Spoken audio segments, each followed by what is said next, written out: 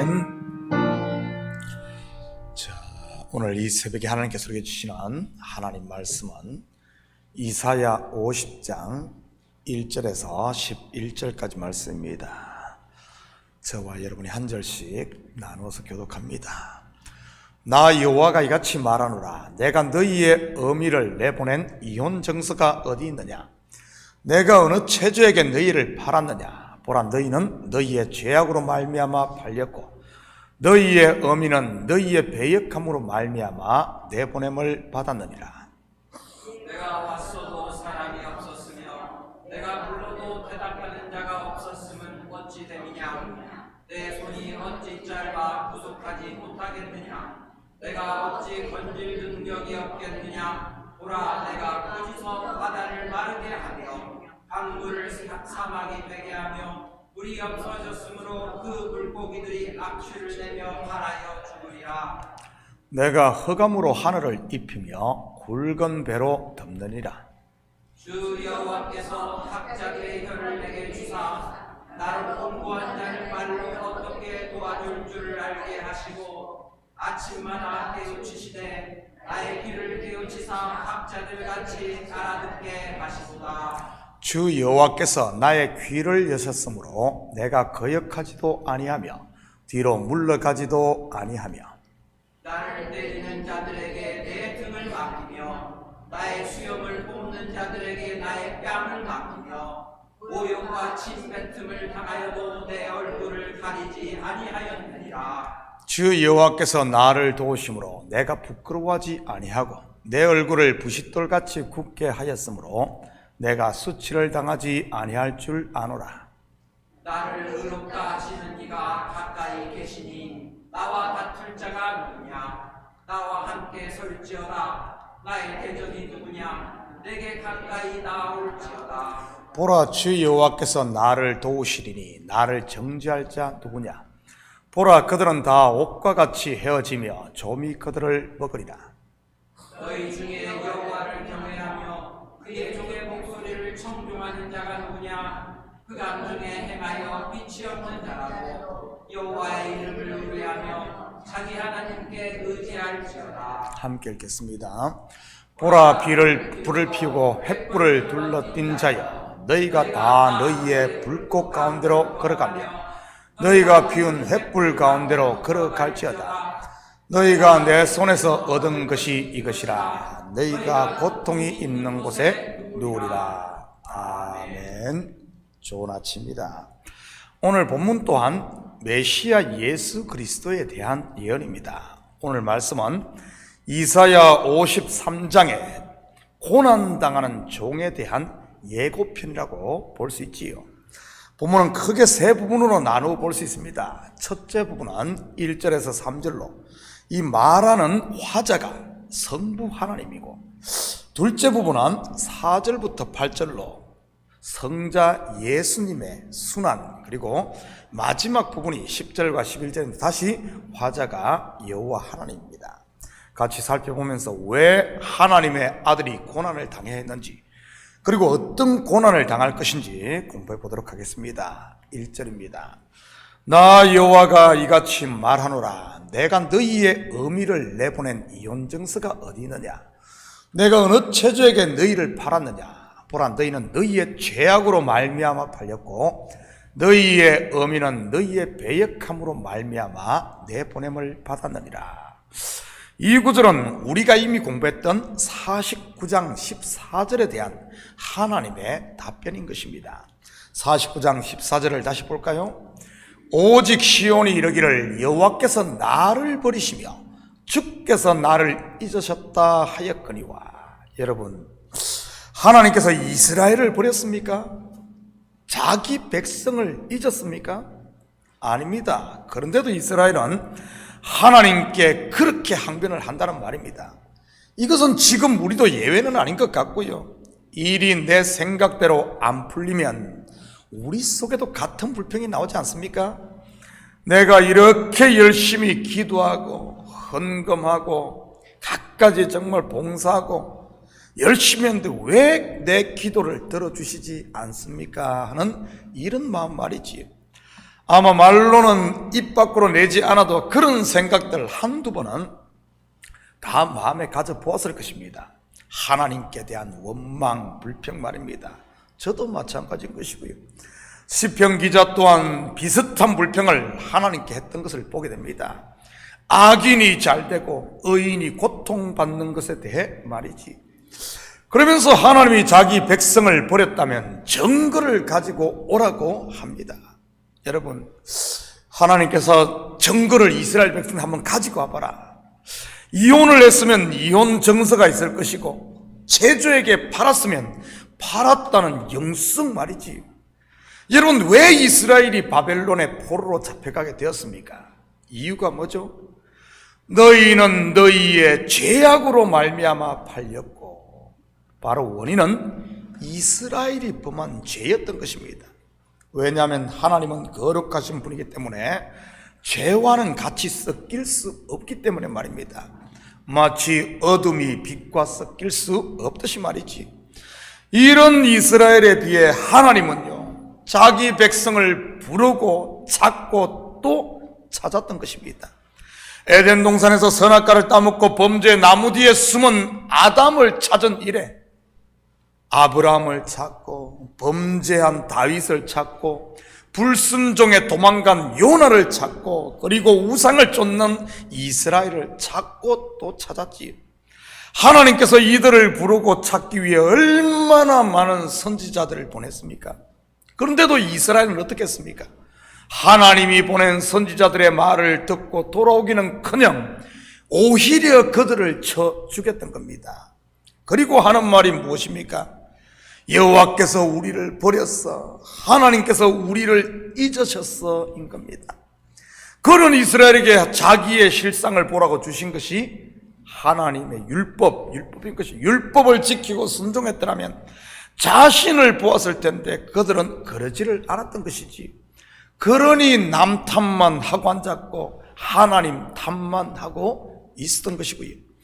이런 이스라엘의 모습, 바로 내 모습은 아닙니까? 그런 인생임에도 하나님은 어떻게 하십니까? 4절입니다. 주 여호와께서 학자들의 혀를 내게 주사 나로 공고한 자를 말로 어떻게 도와줄 줄을 알게 하시고 아침마다 깨우치시되 나의 귀를 깨우치사 학자들같이 알아듣게 하시도다. 서두에도 말씀드렸듯이 4절부터는 누구에 대한 예언이라고 했습니까? 바로 예수 그리스도인 것입니다.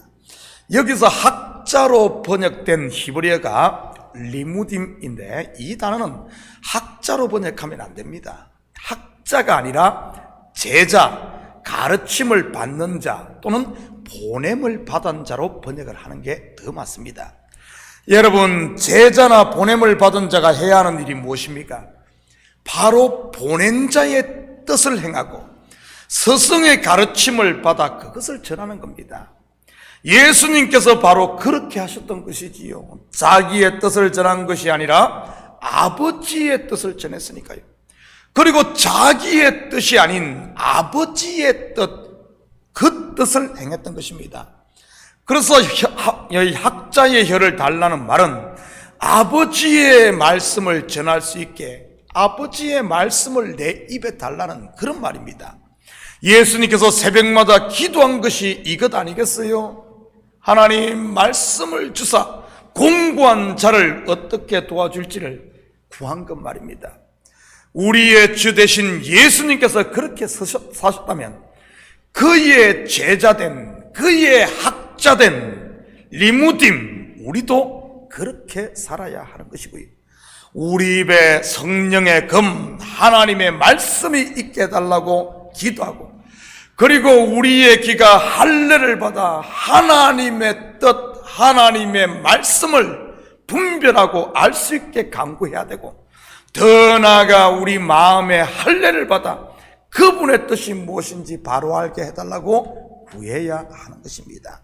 5절입니다. 주 여호와께서 나의 귀를 여셨으므로 내가 거역하지도 아니하며 뒤로 물러가지도 아니하며. 여러분, 예수님의 공생애 중 언제 이 일이 일어났습니까? 하나님의 뜻을 거역하지 않고 뒤로 물러서지 않은 때 말이지요. 가장 대표적인 사건이 공생의 마지막 잡히시기 전날 겟세마네 동산 아닙니까?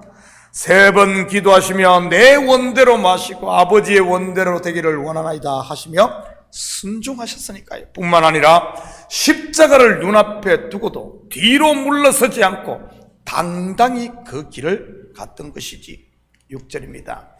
나를 때리는 자들에게 내 등을 맡기며 나의 수염을 뽑는 자들에게 나의 뺨을 맡기며 모욕과 침뱉음을 당하여도 내 얼굴을 가리지 아니하였느니라. 우리는 예수님께서 당한 이 순환을 복음서를 통해 생생히 알 수 있습니다. 왜 예수님께서 때리는 자들에게 자기의 등을 맡겼습니까? 그 등에 채찍을 맞아야 할 저와 여러분을 위해서던 것 아닙니까? 내가 맞아야 할 채찍을 대신 맞은 것이지. 수치와 침뱉음도 마찬가지인 것이고요. 이러한 수치와 매맞음은 죄의 삭신 것입니다. 물론 최종적인 죄의 삭은 사망인 것이고요. 그래서 예수님께서 십자가에 달려 죽은 것 아닙니까? 8절입니다. 나를 의롭다 하시는 이가 가까이 계시니 나와 다툴 자가 누구냐? 나와 함께 설지하다 나의 대적이 누구냐? 내게 가까이 나올지어다. 여러분, 아무리 세상이 예수님을 죄인으로 몰아 죽인다고 예수님이 죄인입니까? 아닙니다. 왜냐하면 그분은 하나님이기 때문입니다. 또한 의로운 재판장이신 성부 하나님이 죄 없다 하는데 누가 죄인으로 정죄할 수 있겠습니까? 절대 그럴 수 없는 것이지. 이것은 예수 그리스도의 피 공로로 구원받은 저와 여러분도 마찬가지인 것이고요. 하나님께서 의롭다 했으니 그 누구도 정죄할 수 없다는 말입니다. 그러기에 성도는 절대 서로를 정죄해서는 안 되는 것입니다. 여러분, 성경에서 누가 하나님의 사람을 정죄하고 고소하던가요? 바로 사단 아닙니까? 하나님이 의롭다 한 욥을 고소한 것도 사단이요, 죄 없으신 예수님을 고소한 것도 결국은 사단인 것입니다. 물론 겉으로만 보면 대제사장과 바리새인들 그리고 유대인들이지만 말입니다. 그렇지만 그들을 뒤에서 조종하고 있었던 것은 사탄이었던 것입니다. 예수를 판 가룟 유다도 그 속에 사탄이 들어가서 판 것 아닙니까? 저는 우리 식구들이 항상 영적으로 깨어 있으므로 사탄에게 빈틈을 주지 마시기를 축복합니다. 그래서 성도는 정죄가 아닌 긍휼의 옷, 그리스도의 옷을 입어야 하는 것이고요. 9절입니다. 보라, 주 여호와께서 나를 도우시리니 나를 정죄할 자 누구냐? 보라, 그들은 다 옥과 같이 헤어지며 좀이 그들을 먹으리라. 하나님께서 예수 그리스도를 어떻게 도왔습니까? 바로 죽음에서 부활시킴으로인 것입니다. 그렇게 부활한 예수님을 정죄할 자는 없는 것이지요. 예수 그리스도와 연합된 저와 여러분도 마찬가지인 겁니다. 결국 예수님을 정죄한 유대인들 어떻게 되죠? AD 70년 로마의 디도 장군에 의해 예루살렘이 정복된 후 전 세계로 흩어지게 됩니다. 그리고 나라 잃은 백성으로 1900년 이상을 보내야 했고요. 물론 그런 그들이라 할지라도 하나님께서는 그들에게 하신 언약은 잊지 않습니다. 아브라함과 이삭과 야곱에게 한 약속 말이지요. 그래서 그들 유대인들도 마지막 때가 되면 죽게로 돌아오게 되는 것이고요. 10절입니다. 너희 중에 여호와를 경외하며 그의 종의 목소리를 청종하는 자가 누구냐? 흑암 중에 행하여 빛이 없는 자라도 여호와의 이름을 의뢰하며 자기 하나님께 의지할지어다. 저는 우리 식구들이 여호와를 경외하고 그의 종 곧 예수님의 말씀을 청종할 수 있기를 축복합니다. 왜냐하면 그것이 사는 길이요, 그것이 성도의 마땅한 바이기 때문인 것입니다. 혹시 죄의 깊은 수렁에 빠져 있는 분이 있습니까? 시험의 깊은 잠에 취한 분은요, 비록 그렇다손 치더라도 성도에게는 소망이 있음을 믿으시기 바랍니다. 하나님을 의지하고 그분께 돌아오기만 하면 다시 가장 좋은 옷을 입히고 손에 가락지를 끼워주시는 분이 하나님이니까요. 늦었다고 생각하는 그때가 가장 빠른 때임을 잊지 마시기 바랍니다. 바로 지금이 그때인 것이고요. 다시 복음 앞에 설 때 말입니다. 사랑하는 성도 여러분, 오늘 하루도 다시 복음 앞에 서심으로 처음 사랑을 회복해 주어진 삶의 현장에서 하나님께서 우리에게 주신 하늘의 복과 땅의 복을 누리시고 그분의 자녀로 당당하게 삶으로 오늘 하루도 그리스도의 증인, 복음의 증인으로 사는 이런 복된 하루 되기를 예수님의 이름으로 축복합니다. 같이 기도하십시다. 사랑의 아버지 하나님, 참으로 감사를 드립니다. 우리는 연약하여 때로는 내가 범죄하고도 하나님 탓만 하고 있을 때가 얼마나 많았습니까?